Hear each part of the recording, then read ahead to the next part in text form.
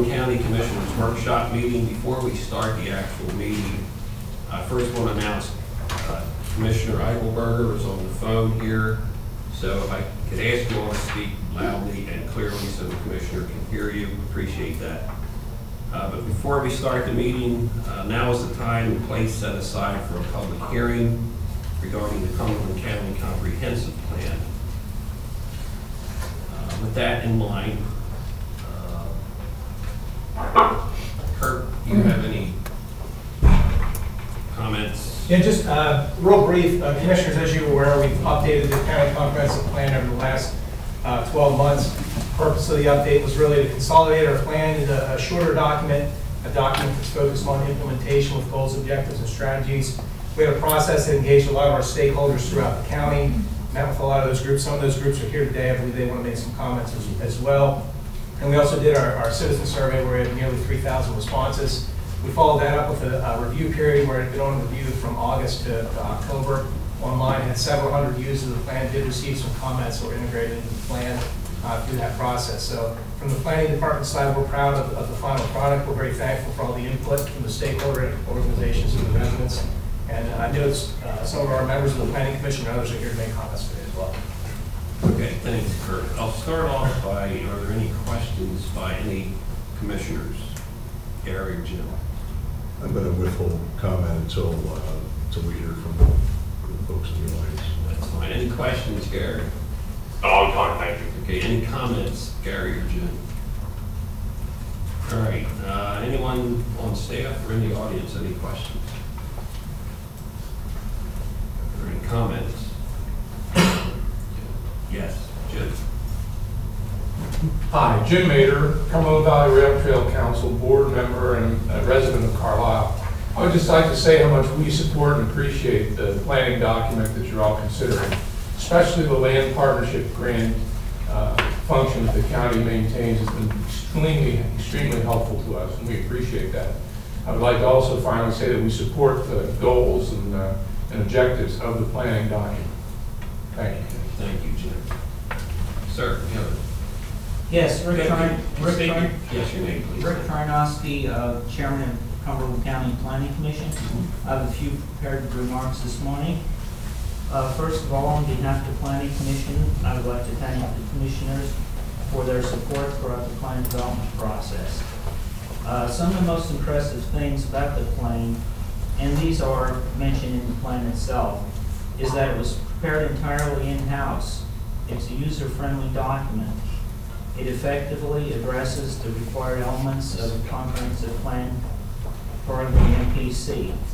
It's concisely organized and simple, easily understood by a broad cross-section of county residents and stakeholders. It provides users with the most current data in readily accessible, widely available document. It's not just a guide, but an action plan. It includes provisions for an annual work plan that establishes long, mid, and short-term implementation priorities.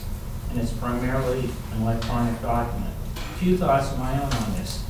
I'm impressed by the degree of cooperation and contributions by other county agencies and stakeholders. The photos are relevant, descriptive, and cover most, if not all, municipalities in the county. The outreach to residents and stakeholders will help ensure the acceptance and support of the plan and the planning process.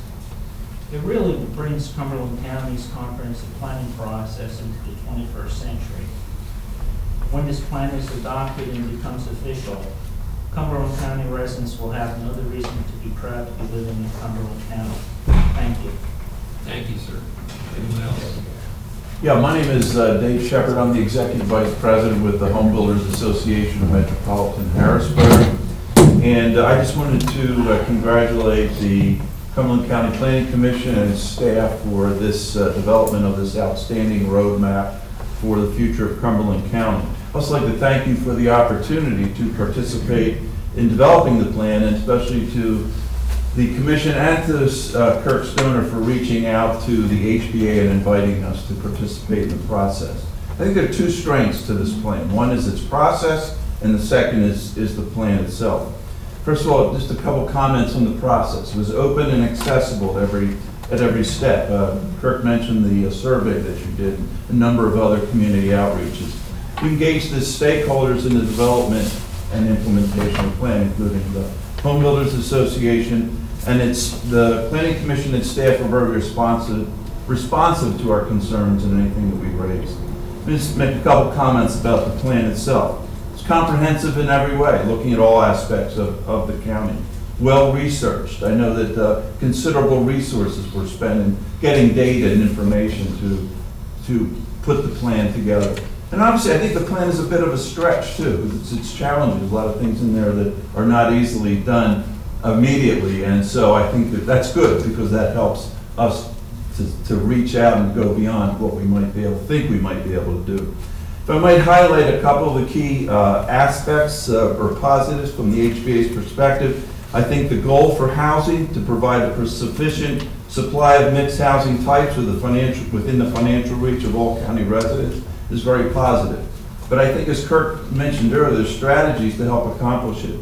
One is to support removing procedural, regulatory, and perceived barriers to fair and affordable housing. This is a great strategy, but sometimes we have strategies, but we don't have ways to accomplish it. And I think the next strategy in the plan is very positive in a way we can help to accomplish it. And that is to convene members of the building community and municipalities to investigate ways to collaboratively improve opportunities for affordable and workforce housing in Cumberland County. We see this strategy as vital because it recognizes the facilitative role that the County Planning Commission can play in making that previous strategy a reality. So we, with the County Planning Commission, with its expertise, its perspective and vantage point, I think can play a critical role in the area of government's impact on the cost of housing. I think the land use and facilities section provides a nice balance, use of sound planning principles with a provision for safe, decent, and affordable housing. In fact, the Home Builders Association and the Realtors have already started meeting with your staff to talk about, the Planning Commission staff to talk about implementation, and we appreciate that openness. So again, we thank you for this opportunity to testify, and we offer our support for this plan as well. Thank you. Thank you, sir. You made some very good points, and one of them that really sticks out is the process of how this was done. And it was very open, very transparent. That's critical, I think. Absolutely. Thank you for your comments. Thank you. Anyone else? Yes, Ms. Yes, hi, Commissioners. My name is Anna Yelk. I'm the Executive Director of the Central Pennsylvania Conservancy. And on behalf of our Board of Directors, I'd like to extend our support of the goals, strategies, and objectives of the comprehensive plan, especially in regard to the conserve section that covers goals from natural resources, agricultural preservation, parks, trails, and greenways, and historic preservation. So we urge the Commissioners to adopt the plan. As Cumberland County's only local land trust, we look forward to working with the county to support the objectives and strategies. We seek to partner more directly with the county to permanently protect the priority conservation areas that are identified on the map on page 4 of the plan. The Central PA Conservancy is in a very rigorous process right now to attain a National Land Trust accreditation. So it's about a 2-year process, and it will position the organization to serve as a strong partner for the county in land protection and reaching those objectives. So we look forward to working together. Also, our board is very supportive of the Land Partnerships Program and want to extend our appreciation for the grant that was awarded to the Conservancy to protect the 34 acres at the Latort Spring Run headwaters, the East Branch, the former Watercress Farm on South Spring Garden Street. After the award was announced this fall, we were able to secure a commitment from South Middleton Township of $28,000 and an additional $56,000 from DCNR to add to the original grant. So that project is moving forward, and we look forward to settling on the property in the next two months. So thank you very much for the opportunity to express our support. Thanks, Anna. Anyone else? Any other comments? All right. Staff, any comments? Jim, you have?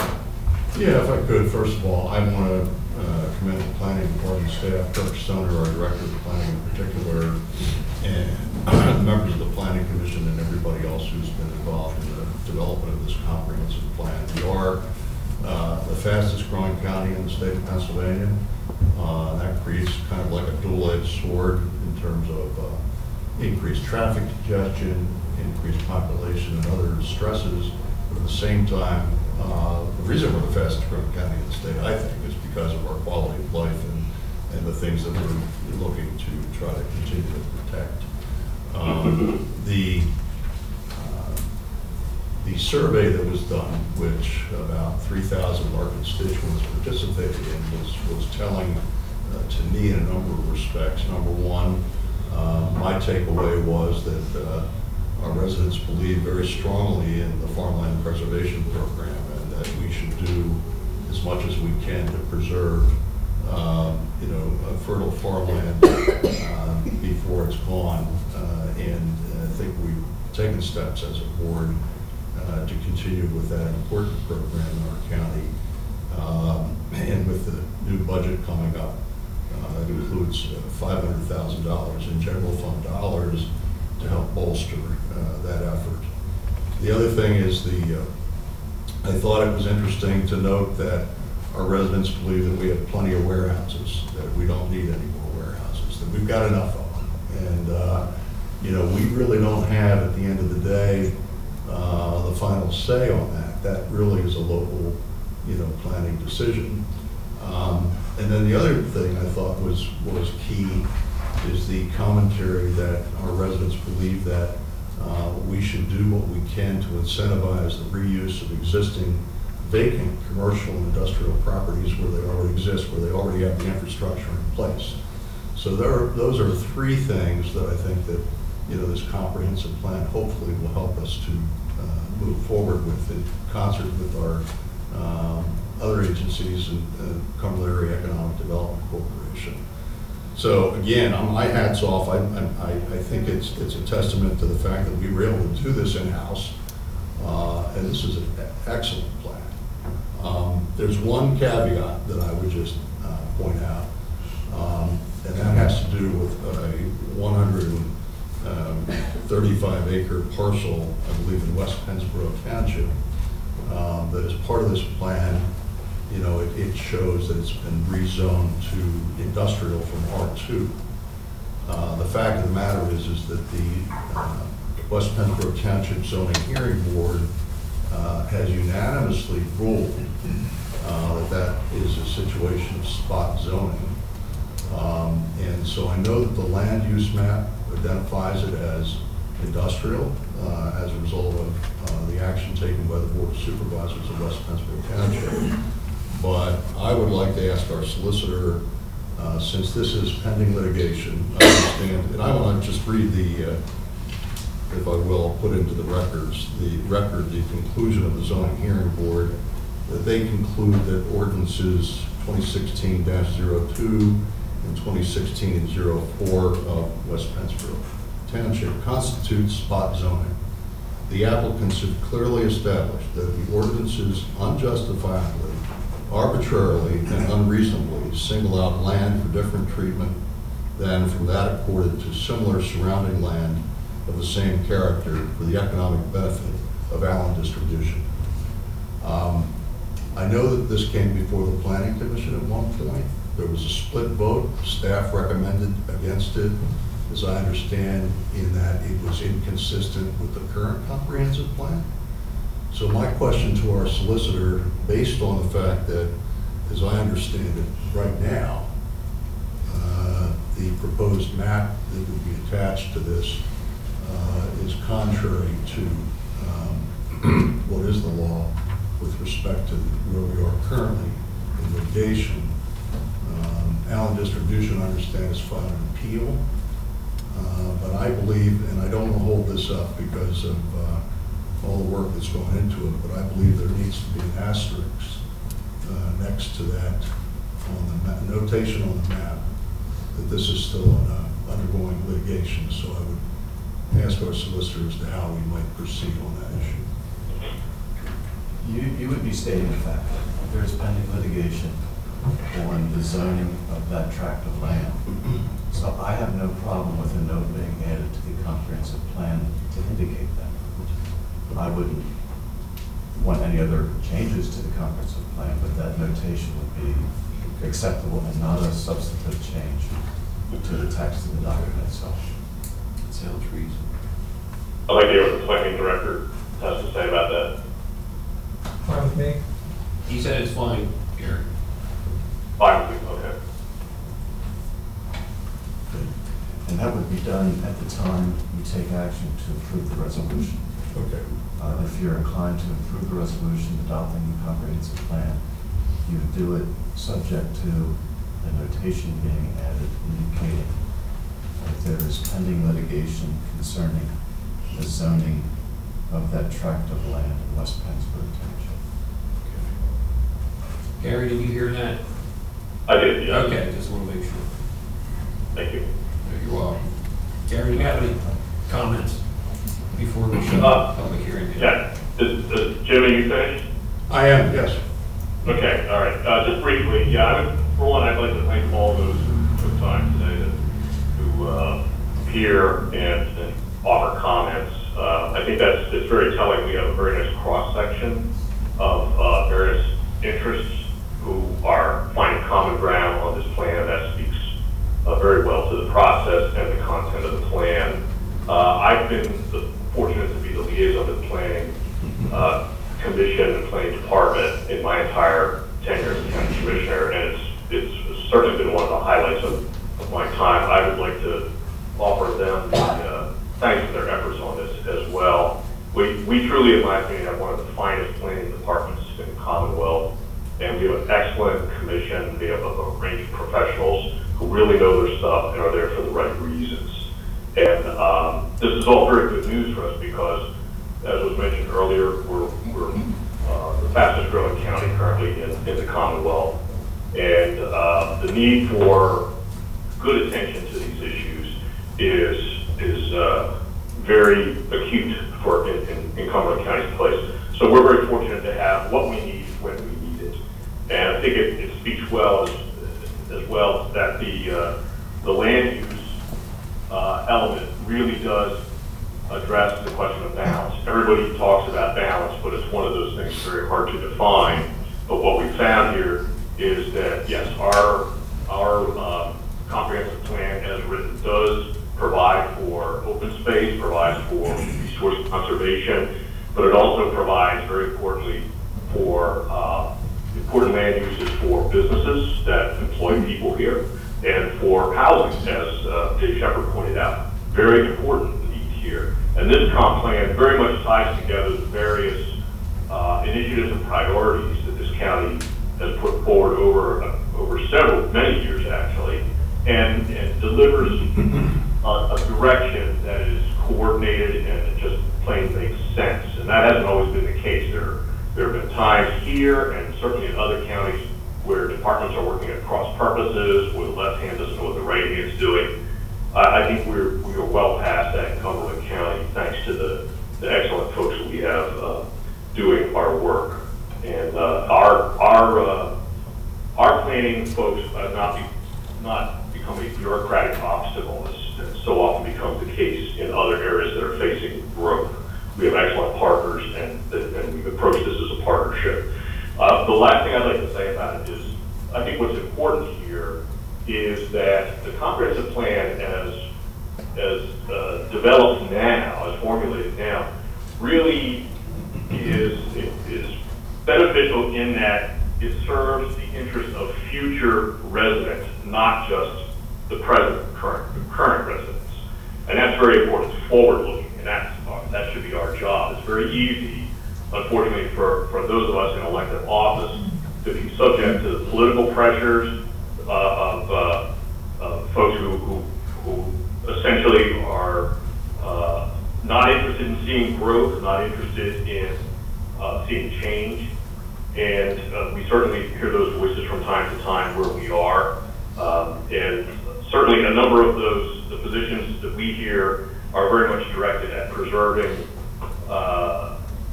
certain things that that are benefit current residents, but will hamstring future residents of this county, and specifically in terms of things like housing. We have housing needs, as Mr. Shepherd pointed out, that are changing, evolving, developing, and we need to be cognizant of that and to make sure our policies accommodate that as well. I think we've accomplished that in a very fine way.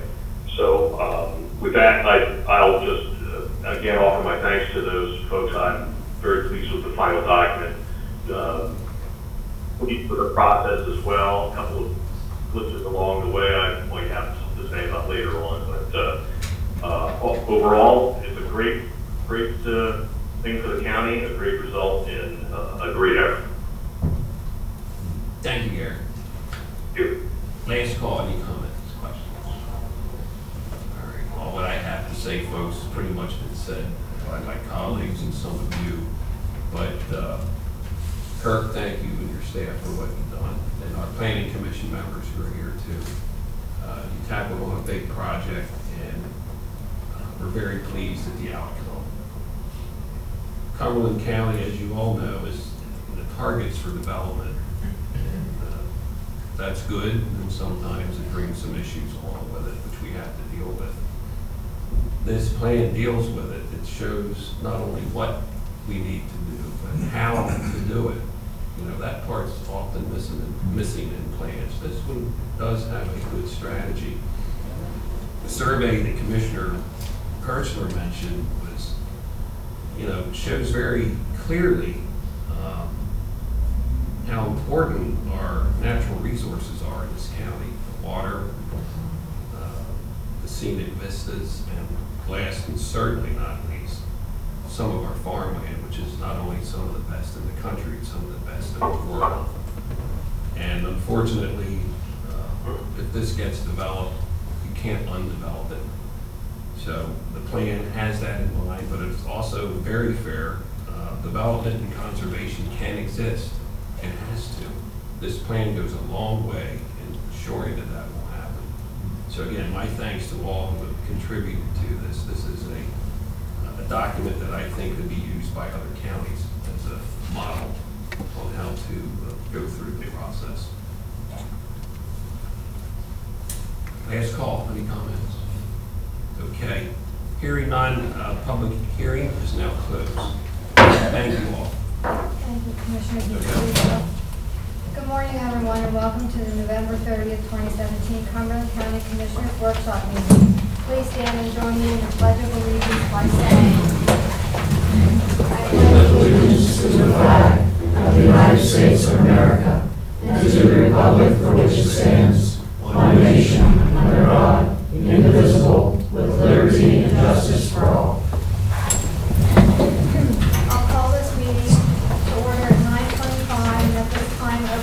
To public comment. Okay, hearing none and seeing none, we'll move on to agenda item number 3 and begin with Commissioner DeFilippo presenting a certificate of special recognition to 3 representatives of the Ames, whose names were provided to me by Mr. Robert Novak, who's the Chief Operating Officer of Ames. So at this time, I'd like to call Matthew Ryland, Beth Hockenberry, and Bill Wolf to please come forward for your presentation. Folks, before we do that, if there's anyone in the audience that doesn't want to stick around for the meeting, please feel free. You're not going to interrupt anything, but if you want to stay, that's great. Okay, thank you. Come on forward.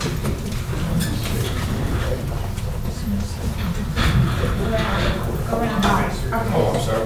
It's all right. Hi, good to see you. Thank you. Hello. Hi. Nice to see you. Nice to see you. Thank you. Hello. Good to see you. Mr. Novak, good to see you too. Good morning. Bob, you don't want to come up here? Or? No, these are our best representatives.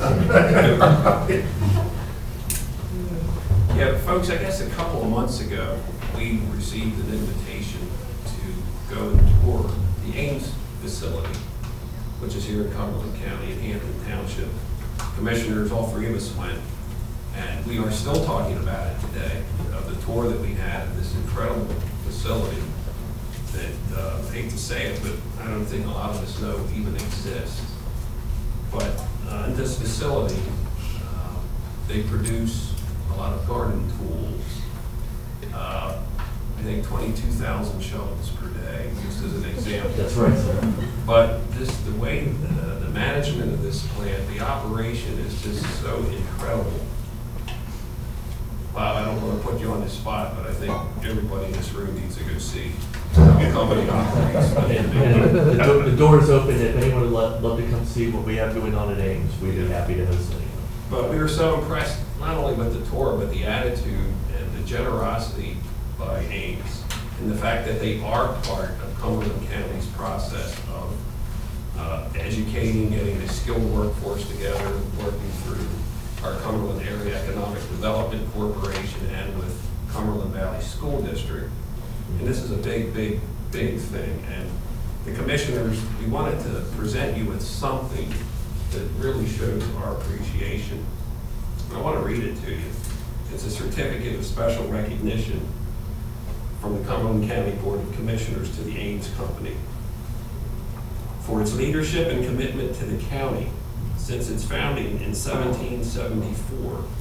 Yes, that's not a typo. 1774, folks. Ames has been a trailblazer in the production of home and lawn care tools, proudly made in communities across the United States, including here in Cumberland County, where more than 800 jobs are provided for local residents. Ames continues to demonstrate its promise of excellence.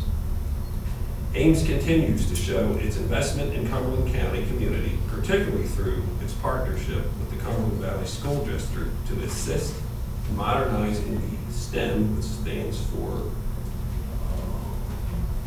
Science, Technology, Engineering, and Mathematics, and advanced manufacturing programs, and by establishing employment opportunities for students from Harrisburg Area Community College, Cumberland Prairie Tech, Messiah College, and Harrisburg University. Ames has also demonstrated their leadership in the manufacturing industry by returning production of more than 500,000 long-handled tools back to the facilities in the United States, so bringing jobs back to our country. It is with extreme gratitude that the Cumberland County Board of Commissioners recognize and commend the Ames Company for its dedication to the citizens of Cumberland County, presented this 30th day of November by the Cumberland County Board of Commissioners. Thank you, folks. Gary, Jim, do you have any comments? Let me just add that, we still make things in America, and that's what's great about this. And that we have this magnificent company located, in our county, as testimony to the fact that we can compete with the world. We're privileged to the fact that that Ames True Temper is making tools here. Their main market is the Americas, Canada, United States, and so that helps them a little bit because they have to compete with China and other nations, and China has the transportation costs. We don't have, or Ames doesn't have those kind of transportation costs, so that helps in terms of the competitive advantage. But what we learned in our meeting with Bob and the folks from Ames is that Ames wants to continue to grow and expand here in Cumberland County, and this is good for our economic future. And so we talk on one hand about farmland preservation. It's all about balance. It's all about balance, and we want to see our economy continue to grow. And we're glad that Ames is one of our partners in that effort. One thing I asked Bob is, so we shouldn't run out of any shovels at Lowe's or Home Depot, right? And he said he would be pretty embarrassed, if there weren't any shovels available. So with winter coming up here, you ought to be able to find some snow shovels, at Home Depot and Lowe's, made by our local company. So in any event, very interesting tour, and lots of stuff, rakes, shovels, and I'm not sure, wheelbarrows. Yes, sir. We do all kinds of stuff here. So anyway, it's a very interesting tour, and they're always looking for employees. So if you know of anybody who's interested in starting out, you know, I'm thinking maybe after this gig, maybe I'll go make some shovels, you know, what do you think? You're welcome, sir. But anyway, no, it was a great tour. And I know Commissioner Eichelberger was impressed too. Gary, do you want to say something? Yeah, just briefly, I'd like to thank the gentleman again for being there today, but especially the tour. Everybody's referenced the tour, but I have to tell you, it was exceedingly generous of the Ames folks. The senior management carved out several hours of their day to spend with us and take us on the tour, answer our questions, brief us on the things that they're involved in, and their partnership with us on workforce development. And just being a good neighbor as well. So we're very pleased and proud to have them. Very grateful the time that they spent with us. The tour was a real eye-opener, as they usually are, that we have these things in our backyard. But I think what I came away from was, it was very interesting to see the extraordinary emphasis on efficiency, which of course, to be competitive, you have to do, but to also take note of the efforts that were made there, that are being made there, to have a pro-employee workplace culture. And there was time and effort obviously put into that, and it showed. And that shows you have to have both to really be successful. I'll just finish up by saying, gentlemen, I think government could learn an awful lot by watching how you guys operate. And it was a very educational day. And we certainly appreciate all that you do in the community. Thanks, Gary. You folks have anything you'd like to say? No, Thank you very much. Thank you so much. I'd like to just offer again, that was it was our honor to host you three commissioners, and we want to be part of this community. We've been a quiet contributor, we believe. We don't want to be so quiet anymore, and so we have some huge initiatives to get out and be a more visible part of the community going forward. Again, we've got 100 families in the area that were supported by jobs we brought back just this past year. We have a lot more we could do than Ames. We need the community's help to grow, and likewise, we want to be part of the growth of the community. Thank you, Bob. Thank you, Guy. Thank you. Thank you.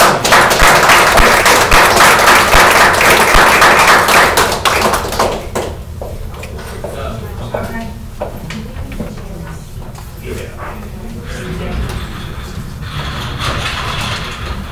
Do we have Gary? No, sir.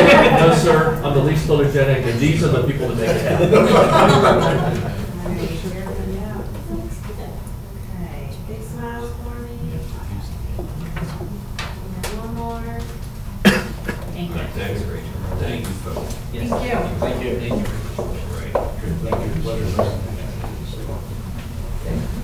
Right. Thank you. Thank you very much. Thank you. I met you in the mall. Oh, that's right. Yes. Good to see you. Thank you.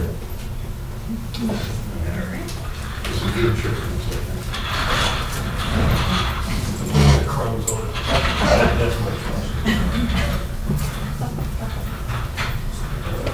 Okay. Thank you, folks. We'll move on to agenda item number 4 with the acceptance of the holiday tree donation by the Conservation District. For the second year in a row, the County Conservation District has purchased and donated the holiday tree to be placed in the lobby of the new courthouse for all to enjoy. This year's tree is an 8-foot collar fir purchased from Mountain View Nursery for the cost of approximately $100. The holiday tree is scheduled to be picked up by our facilities department on Friday, December the 8th at 9 a.m. So Commissioners, I would request acceptance of the holiday tree at the Board of Commissioners meeting on Monday, December the 4th. Okay, moving on to agenda item number 5. We have Kirk to address any additional questions regarding the county comprehensive plan, which was discussed at the public hearing prior to the workshop. Commissioners, please note that this is an action requested item for approval today. Kirk? Nothing? Nothing further? All right. Is there a motion for approval? I'll move for approval. I'll second it. Keith, that motion must include. It must include that additional. Okay, let's take the motion off the table for a new motion that has to include the statement which Commissioner or Solicitor mentioned. Okay, well, I'll move again for action on it to include the amended language that was cited by the solicitor. Accept them. Yes, that works. Second? All right, we have a motion and a second. Any questions or comments? All in favor of the motion, say aye. Aye. Motion carries. Next on the agenda item number 6 will be discussion of resolution 2017-29, adopting the 2018 budget and ordinance 2017-3, setting the 2018 millage tax rate, followed by agenda item number 7, discussion of the budget resolution 2017-30, all discussed by Dana Best. Dana? It's another budget year coming to a close. The development is almost complete. So Monday will be requesting your approval. There's no change to the millage rate. It is a $265 million expense budget and a $260 million revenue budget. The general fund is about $84 million of that. 34% is federal state grants, 25% department charges, and 20% is real estate tax. All of the county departments work hard in pulling this together, and I want to give special thanks to the finance team that is dedicated for many, many months on pulling this together. And it's a lot of hard work for all departments. And the second item. Any questions on the budget? I do. Dana, the commissioners have entertained proposals for various new spending in the last few weeks, and I would ask could you speak to any material changes that makes for 18, and also the long-term projections? Okay, the pre-trial, I believe, is one of the major things, and we have contingency budget for the salary and benefits, so we should be okay with that. That's also a grant fund. We will be running that through Fund 130, so let me back up a second and say we probably will have to do resolutions for that. Because it's not going to run through the general fund, it will run through a separate fund, but we have grant funding to fund most of that. We'll take the general fund portion of that will come out of the contingency in the general fund and be moved to a subsidy line. Then the COBRA presentation from Jamie Keating is expenses of $80,000 with revenue offset of about $30,000. If we do that, we would probably do a budget resolution and potentially add a contingency depending on what other things happen through the year. And you want to speak to the long term on that at all? With the pretrial services for opioid intervention, the theory is that the expenses will be offset by other expenditure savings and potentially the prison with not having to open up another cell block. Right. So depending on the success of that will depend on how much that actually adjusts the projections going out. The COBRA, $50,000, it depends on the other expenditures that happen through the year, well, and how that will affect the outcomes of the projections. Okay. We budget for a little bit, we do have a little bit of contingent items in our budget that we know some things will happen that weren't planned. All right, I won't ask you to put specific numbers on this, but I mean, throughout the briefing, we basically said we will be able to avoid any millage increase for a number of years yet. Is there anything that you see threatening that? Just the long-term projects that are out in 19, 20, 21, the radio, potentially if we have to buy elections equipment. There are some major projects in the out years, but there's nothing on the horizon in 18, except for there could be a death penalty case, which could impact us pretty hard. Okay. Thank you, Dana. Any other questions, comments? We're planning to adopt this on Monday. Yes, sir. This has been on display for the past month, I believe, or 20 days. How long has it been on display? Past. Almost a full month. Okay, have we received any comment, input from the public relative to the budget? We have not. No. Okay. And it's available in the commissioner's office and online. Yes. Okay. The good news is that for the fourth year in a row, we will not be increasing county property taxes. The only comment I would make, and maybe I'll have some more comments on Monday, but we need to remain vigilant because of unanticipated expenses as a result of the state's continuing precarious fiscal situation in terms of, what may end up being unloaded on the county's property taxpayers. The fact of the matter is, one of the things that you did not mention, which is a, near-term, long-term, but an issue that we need to consider is the state's continued retrenchment with respect to the reimbursement for court costs. And the fact that we expect a new judgeship, I think the legislation's been signed by the governor now, to be, we create a 7th common pleas court judgeship here, in Cumberland County, effective in 2021. Is that right, or 2020? I'm not sure. 2020. 2020? Okay. So with the election in 2019. So that is something that's on the horizon, and the creation of the additional judgeship also raises issues relative to space allocation. So we have some costs that are going to be associated with that. So it is important, as we try to identify the priorities, that we also remain vigilant with respect to trying to keep costs down, be as efficient as possible, and meet the needs of our constituents in an effective manner. So that's all I have to say about it. But I think that we made great progress since I became a commissioner, in not just because of me, but working with my colleagues. We've made a lot of progress since 2011 in terms of getting this county back on fiscal track. From the days when we had a $9.8 million structural budget deficit, we're not anywhere near that at this point. But it's it's going to be important that we keep our eyes on the ball in terms of not taking on too many additional responsibilities.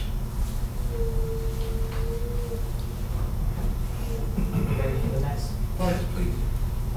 For the 2017 budget resolution explanation, the hotel taxes requesting to increase revenues and expenses by $510,200 for estimated hotel tax collections for the remainder of the year. There is no impact to the general fund on this. And the second one is MHIPD is requesting to increase revenues and expenses by $31,919 for the early intervention rebudget allocation.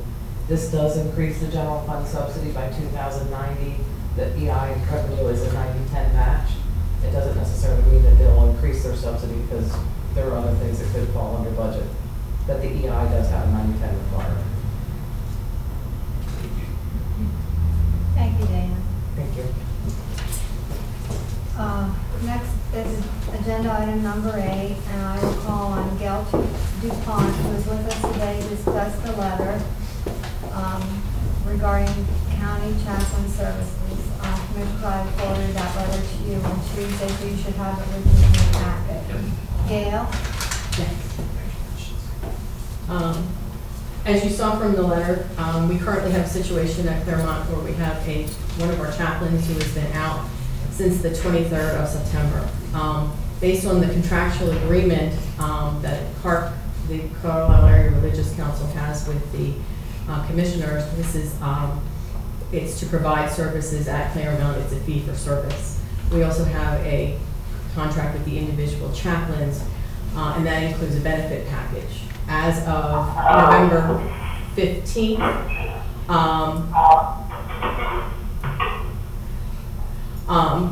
Chaplain Wagner's benefit package has expired. He still has not returned to work. We do not have a return to work date for him. The Institutional Pastoral Care Committee, which is the oversight committee for the chaplains, recommended that we continue to pay him even though he has not returned to work until the end of his contract, which is December 31st. And we bring that before you today because considering this is funding through the county, this was not our decision to make, but yours. Keith, are we obligated to do that? No. I don't think so.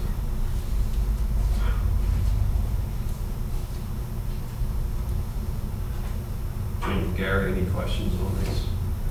No, I'm sorry, Gary, you broke up there. no, I have no questions. Okay, thank you.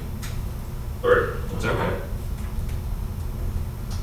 No other questions, Commissioner? No, I will think about it between now and Monday. Okay.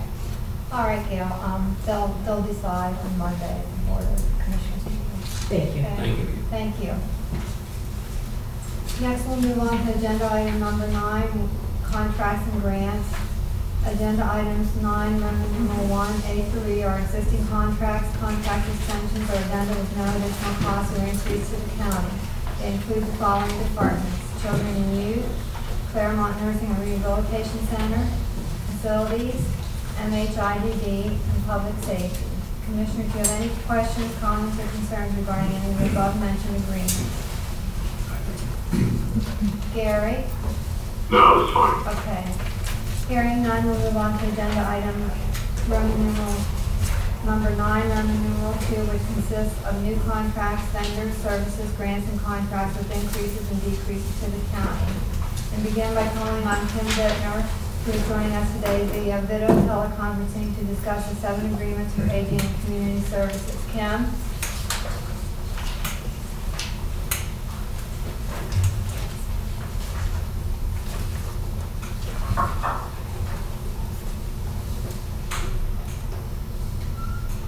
Kim? Hi. She can hear us. Carlisle Heritage, Domestic Violence, American Red Cross, Safe Harbor, and Maranatha are homeless assistance programs. They provide emergency shelter and case management. The Central Pennsylvania Food Bank is a state food purchase program contract to the Cumberland County Food Pantry to purchase food for the monthly food distribution. And Contact Helpline is a Human Services Development Fund program, and it's to provide information and referral to Cumberland County residents. Do you have any questions for Kim? Thank you, Kim. Thank you. Next, I'd like to call Lisa Ryder to discuss the 2 agreements for children and youth. Lisa? Good morning, Commissioners. I'm here to ask for approval for 2 contracts. The first one being a Vango. There's no change in the dollar amount from last fiscal year. However, this is a new contract that was developed by the County Commissioners Association. It's a stronger contract and to be more consistent with all the counties that utilize the Vango and the CAP system. I believe Keith was part of the review of this contract. The second one is Family Care Services. This is an amendment to their extension from fiscal year 16-17. This is one of the late contracts that was approved by the state. They weren't approved until September of 2017 for their fiscal year 16-17. So we negotiated with them. They asked for a 2.5% increase across the board in their foster care rates. It's another one of those where we said, we'll give that rate increase to you. However, can we make it effective 7/1 of 17 and not go back the full fiscal year? We reviewed their justification for their rate increases, which were all reasonable, with the majority of it going actually to the foster parents. The rate increase of 2.5% ranges anywhere from $1 to $2.59. So any questions? Thank you, Lisa. Next, we'll move on to Claremont Nursing and Rehabilitation Center and call on Bob Broder, who's joining us today to discuss the 2 agreements for CNIC. Bob? Good morning, Commissioners. I do have 2 agreements for you today. The first one is a new service agreement with Padden, Guarini and Associates. This is for the preparation of our Medicare and Medicaid cost reports, so it's 2 separate reports.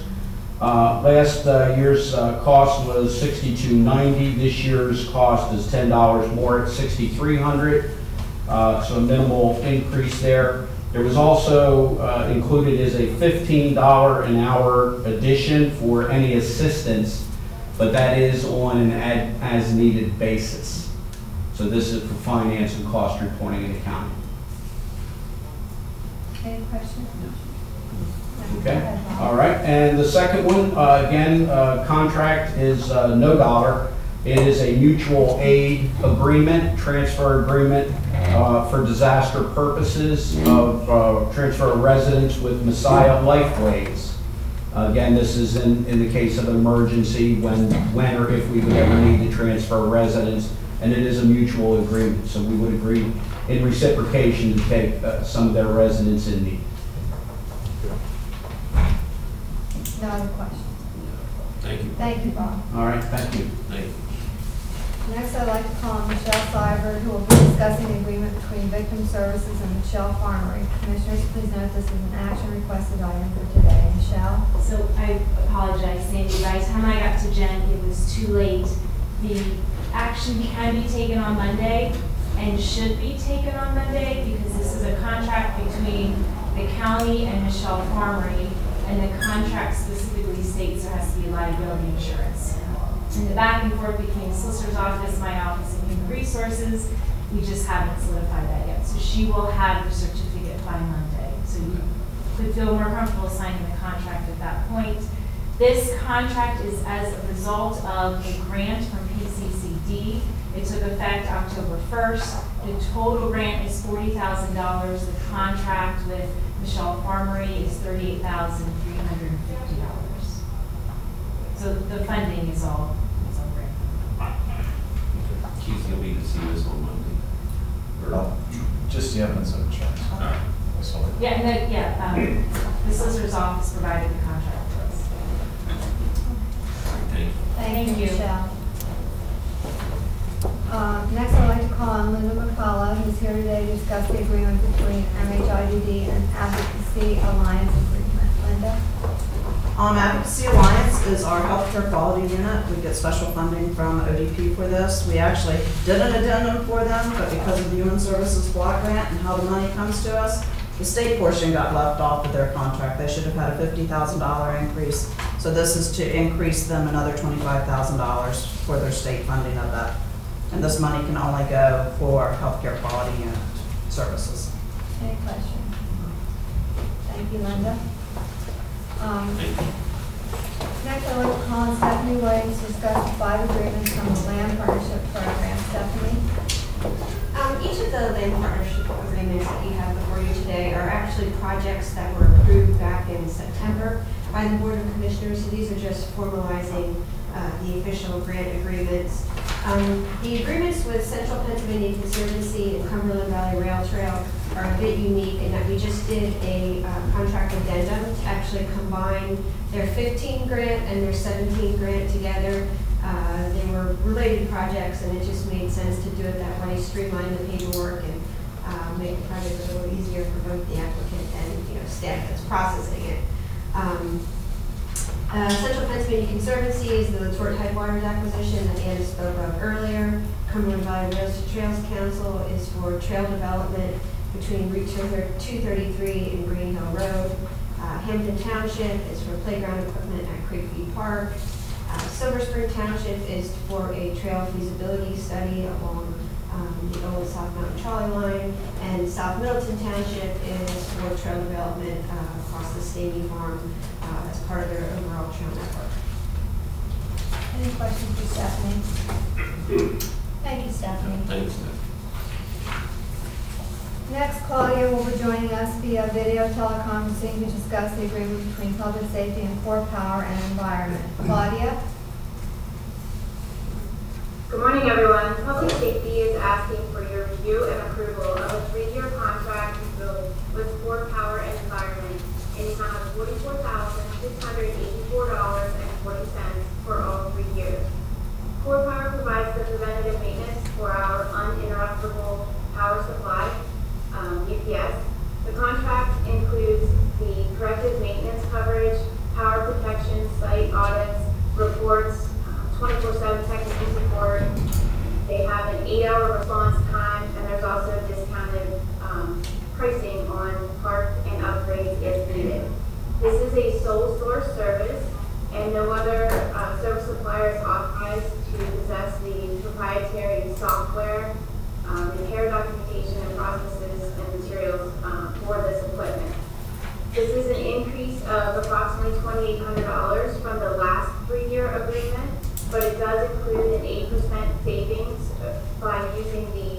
3-year agreement option versus paying annually.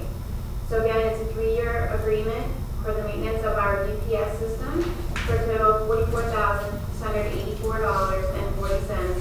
It begins March 2018 through 2021. Any questions? Okay. No.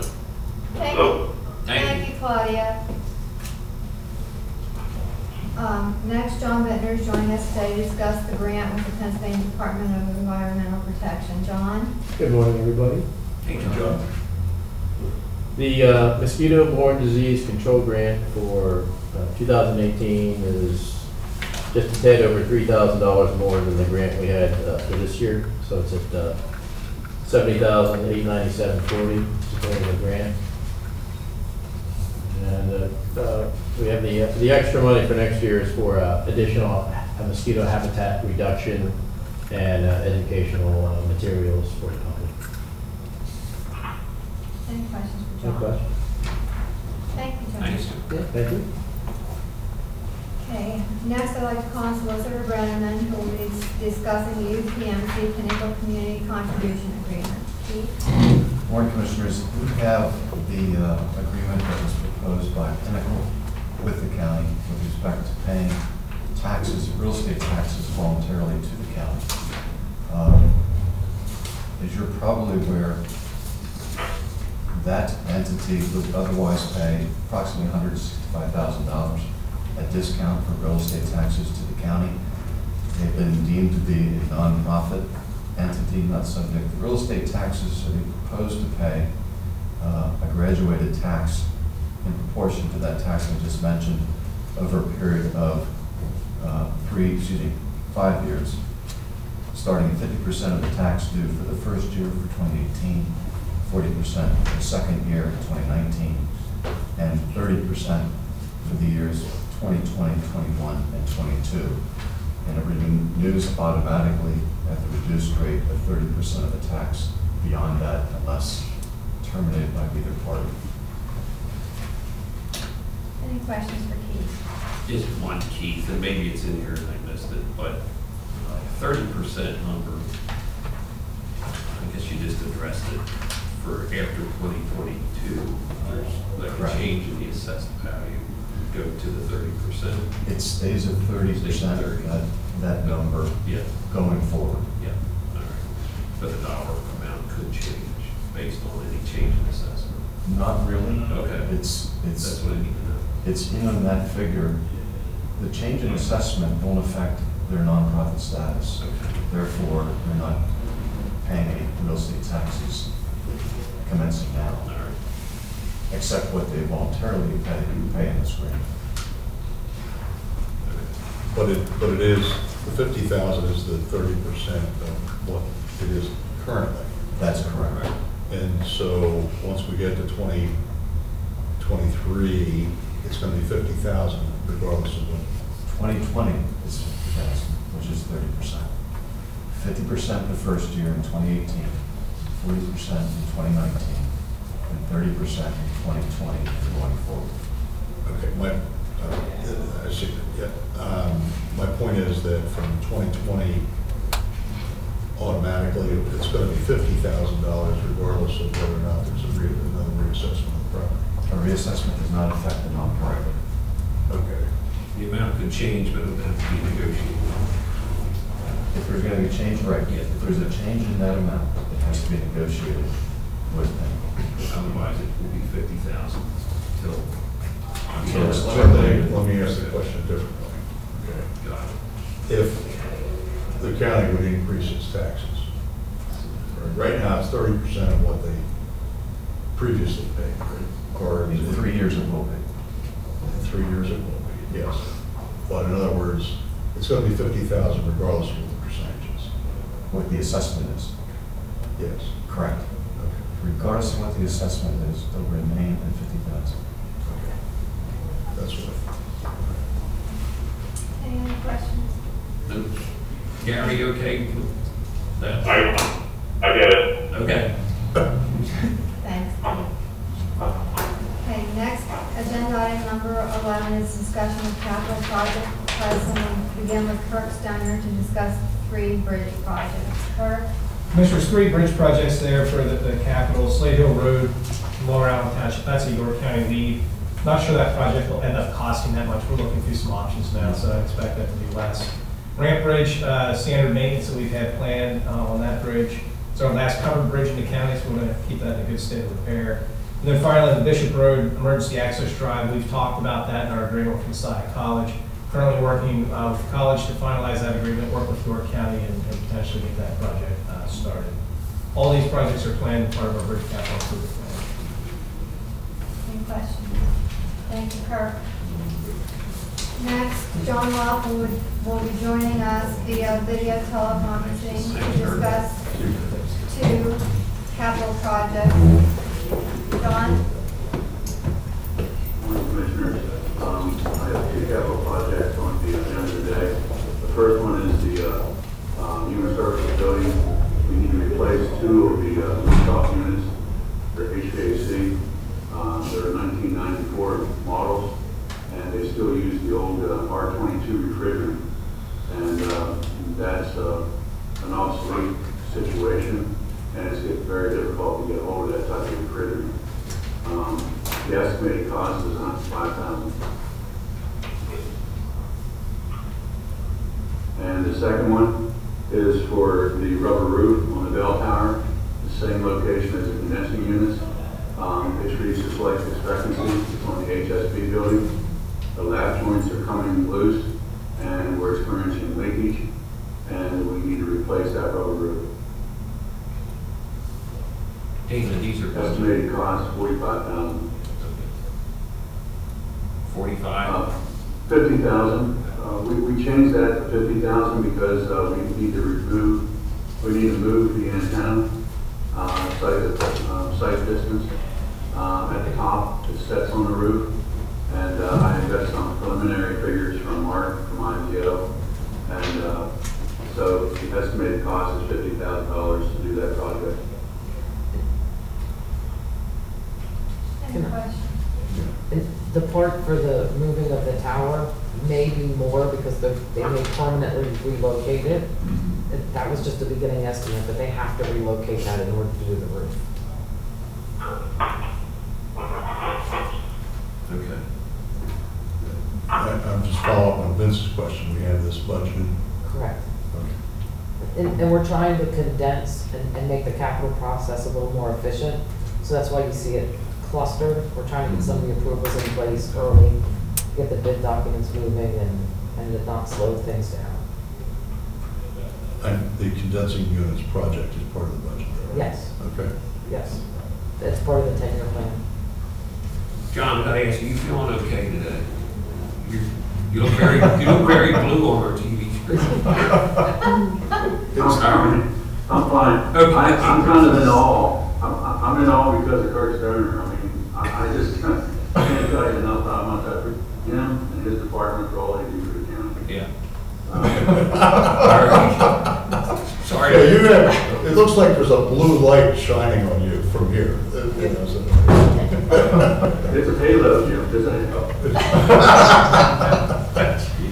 All right. Thank you, John. Have a good one. Next, agenda item number 12, Susan Richards is joining us today to discuss the 2 appointments for the Capital Resource Conservation Development Area Council. Susan? Hi, good morning, Commissioners. I'm Susan Richards. I'm Capital RC&D's Executive Director. We serve 7 counties in south central Pennsylvania, including Cumberland County. And the Commissioners are one of 2 bodies that appoint representatives to our Board of Directors, the other being the Conservation District. And the Conservation District had recommended these 2 appointments. That's Anna Yelp, the Executive Director of the Central Pennsylvania Conservancy, and Ken Oakhorn, who also serves on the Central Pennsylvania's Board of Directors. And I'm not sure, I apologize for getting some information at the last minute. I don't know whether you received their bios in your packet. We do. Okay, very good. And part of the reason why I'm curious, I guess there have been some questions about, sort of why are you appointing board members and things like that. So I'm here to answer any questions. Well, I did have an opportunity last evening to speak with Carl Goshman, our executive director. What again, and I don't recall this board ever approving appointments.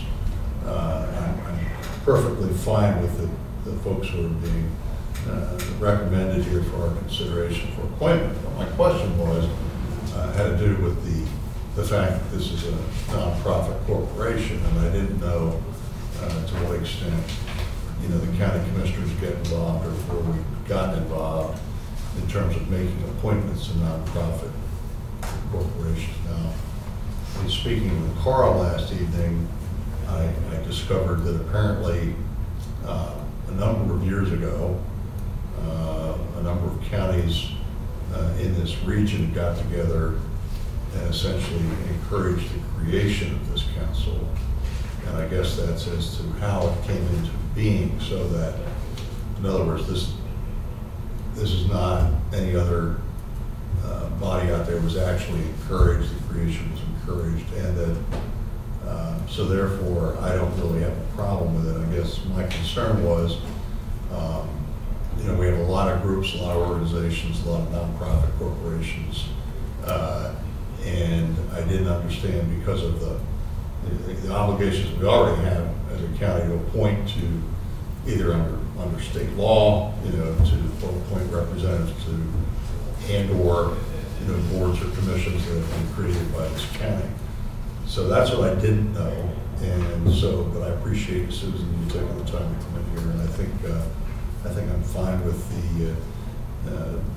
with moving forward. So, but I appreciate you taking the time to come in. And I do understand that it has been a benefit to our county in terms of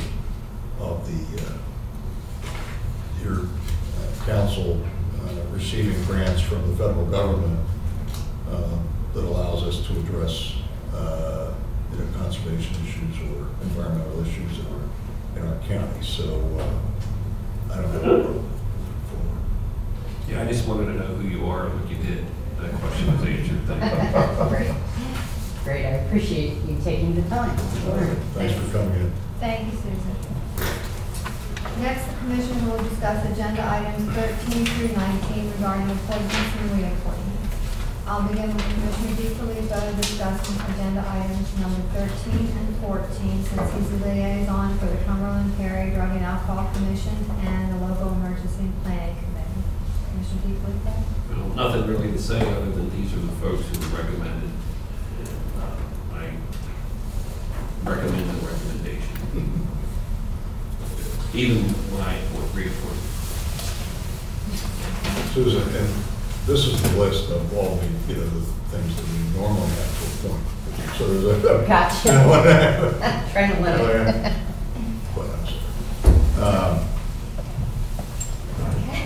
Next, Commissioner Herzl will discuss agenda items 15, 16, and 17.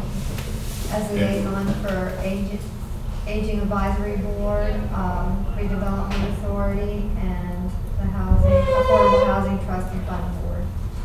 Yes, and I'll just repeat what Vince said. These appointments and reappointments, Aging Advisory Board, the Redevelopment Authority Board, the Housing Trust Fund Board, have all been recommended by the boards and/or staff for appointment or reappointment. Thank you, Commissioner Herzl. Once again, I'm calling Commissioner DeFilippo to discuss agenda item number 18 for the Penn State Extension Board reappointment recommendation. Yeah, the folks outlined are the folks that are being recommended. Thank you, Commissioner DeFilippo. Commissioner Eichelberger will discuss agenda item 19 for the Blighted Property Reinvestment Board reappointment recommendation. Yeah. That's pretty self-explanatory there. Lou Martin's been on for a while. I'm not certain how many terms, but that's the recommendation of the board. Okay, thank you, Commissioner Eichelberger. Commissioners' liaison reports, and begin with Commissioner DiFilippo. Thanks, Andy. Just have one here. It's the library board report from November 20th. They've interviewed 4 candidates for the fundraising and grants coordinator position. They're planning to do second interviews with 2 candidates, and this is one of the items related to the diversification of funding requirement in our memorandum of understanding. And this would be a $15,000 conditional grant.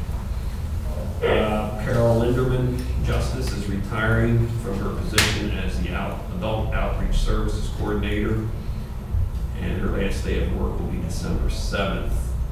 For the bouquets for books, there were 150 new and lightly used children's books were accepted, and a donation of $50 in the form of a Barnes & Noble gift card from this drive was received from Royers Flowers and Gifts. The library budget, proposed budget, has been recommended by the Finance Committee. It's projected to receive $5.3 million in revenue. This is about 1.8% more than the last year's budget. The county tax revenue is projected to increase because of increase 1% due to an increase in the tax roll. In addition, $100,000 in county grants from the MOU are expected to be processed and received in 2018.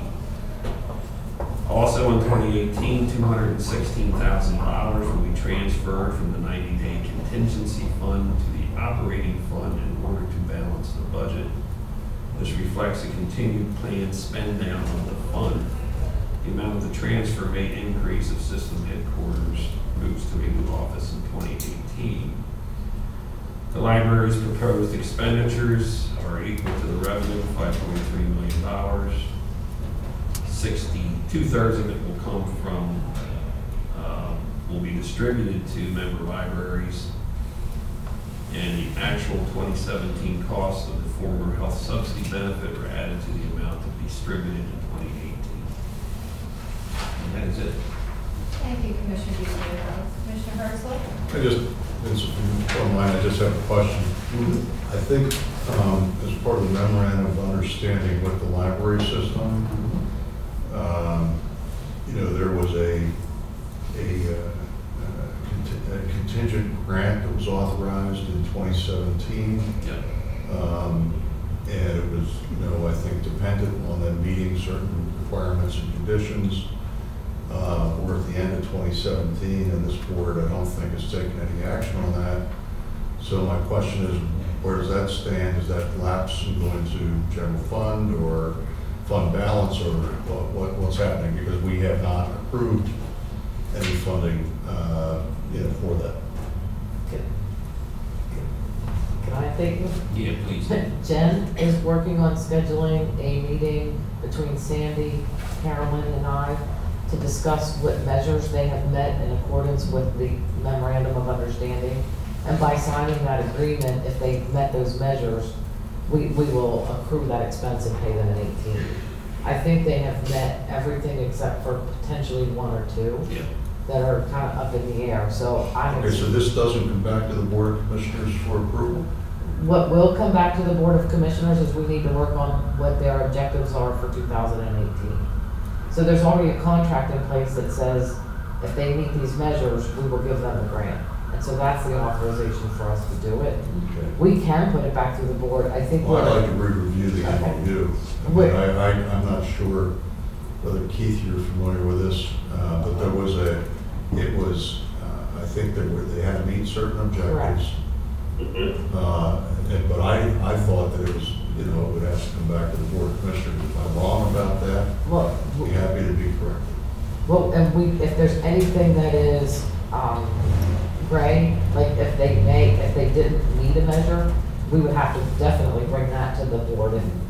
But anything that's black and white, if they had to do this and they met that, I think the contract states that we would provide that grant. Correct. So we could still bring it back to the board, but I think there's a contract saying we'll do this. Well, anyway, so I would like more information on what objective they met, how they met it, because there were certain there was certain criteria that made those grants contingent. And Carolyn said there's one measure that they can't actually complete until December 31st. Because, so there's one outstanding thing that we'll have to do at the last minute. But we do, one thing that we absolutely have to do is work on what the requirement for 2018 to be paid in 2019 is gonna be. Because that was only a 1-year performance measure. Correct. And none of the grant money has been dispersed. None of it will be dispersed until 2018. Correct.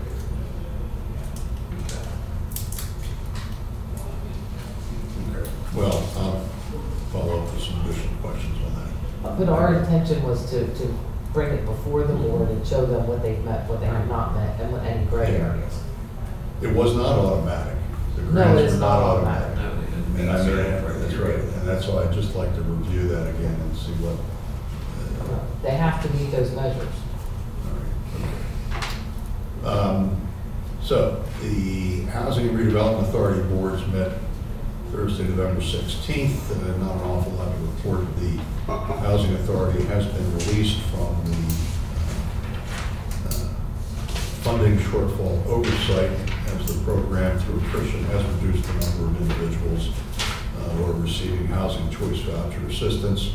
As I reported last month, an increased stream of federal funding is expected in 2018, which should allow more low-income seniors and others to obtain rental assistance under the program in the upcoming year.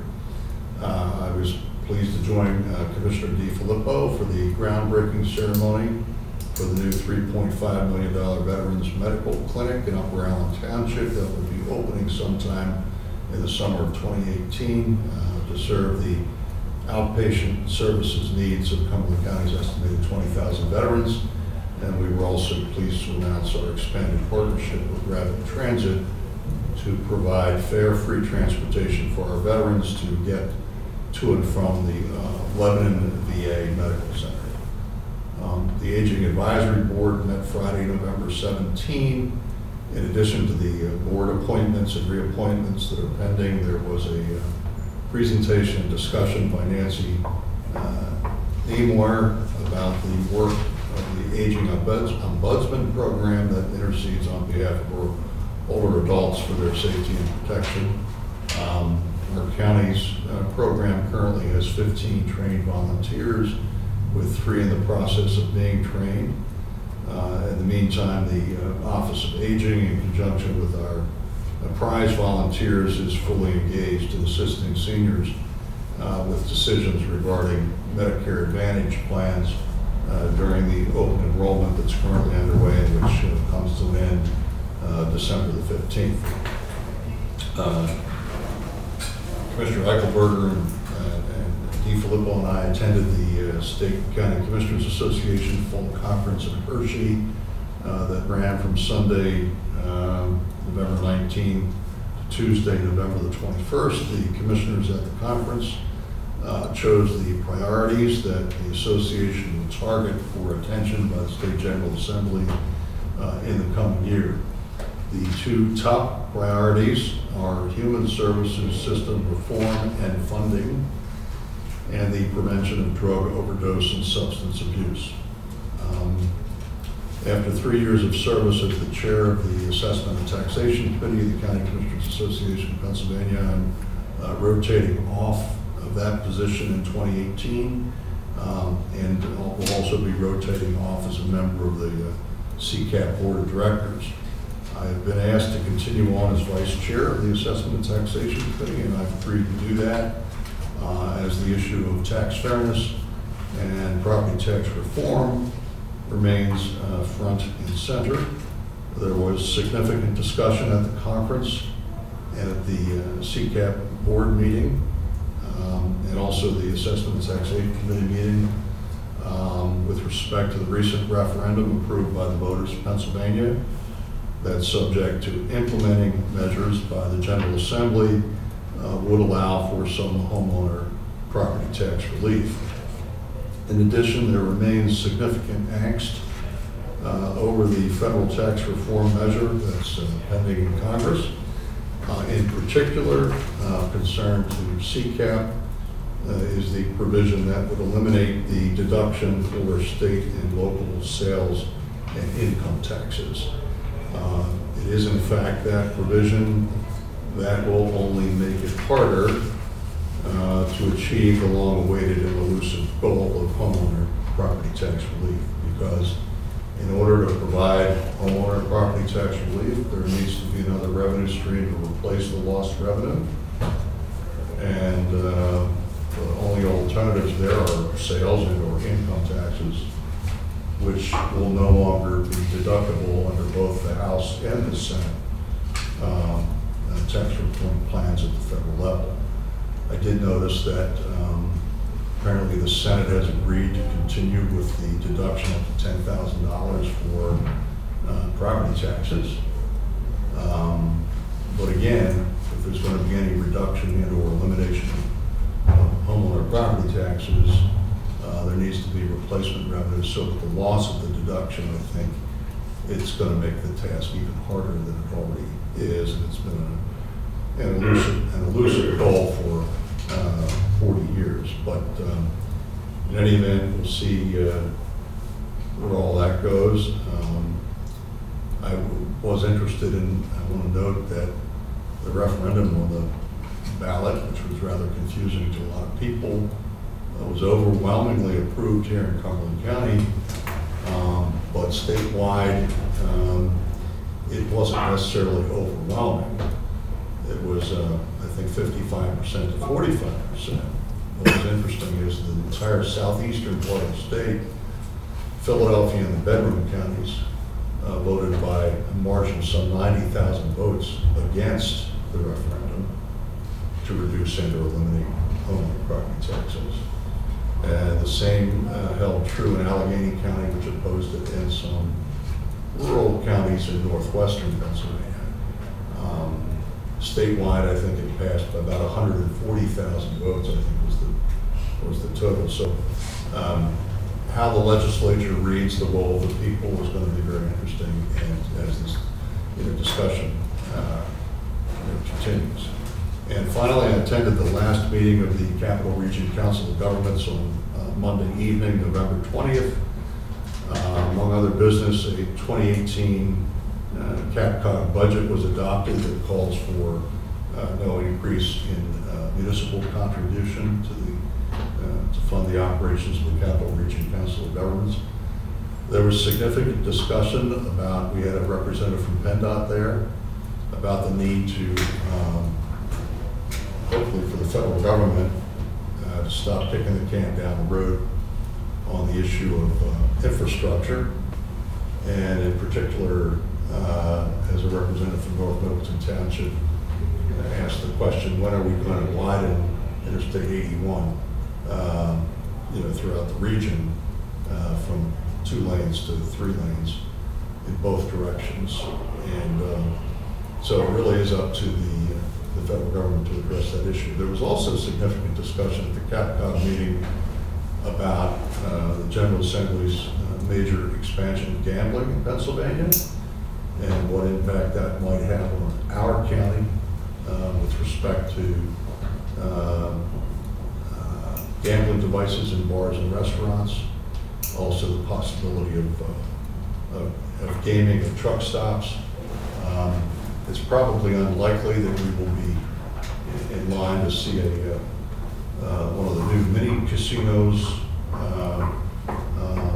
but half of our county at least,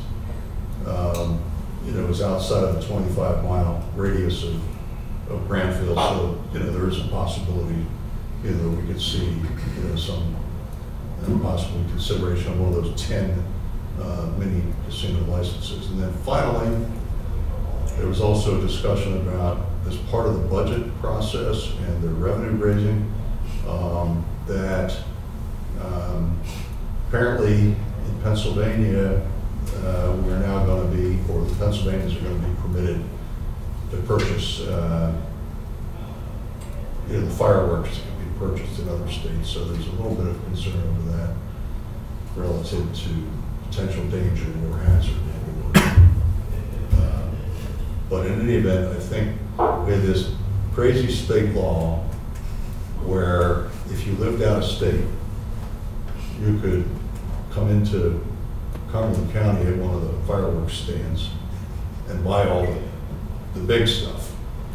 But if you lived in Pennsylvania, you couldn't purchase that stuff. Well, now apparently they're going to let us set off the big stuff in Pennsylvania. That's all I have. Thank you, Commissioner Herzberg. Commissioner Eichelberger? Sure, that's all you have. That's it. I could go on for a couple other hours, Gary. You could. I have very little here. The big, on the planning front, as you well know, the long-term issue, of course, was the comp plan, which we've addressed earlier today. And nothing else there.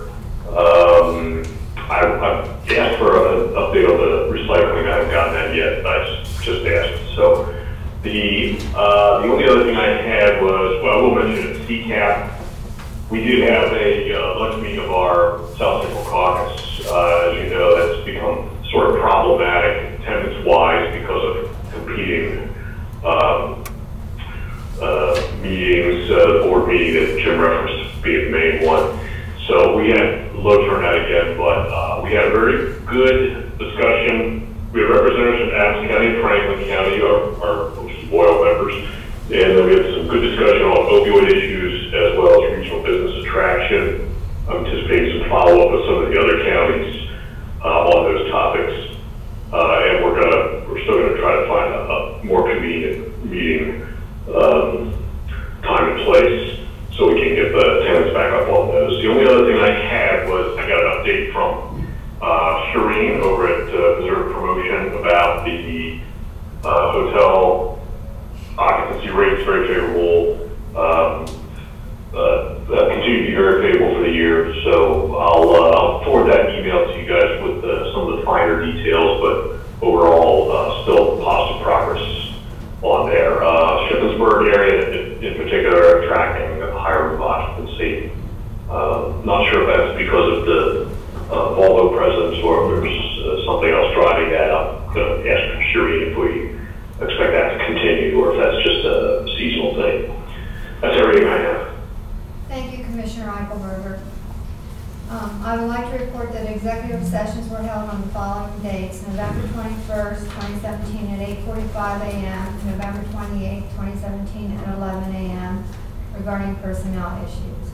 I would also like to request an executive session to be held directly after this meeting regarding personnel issues. Is there any other business to bring before the Board of Commissioners today? Okay, hearing none, we are adjourned.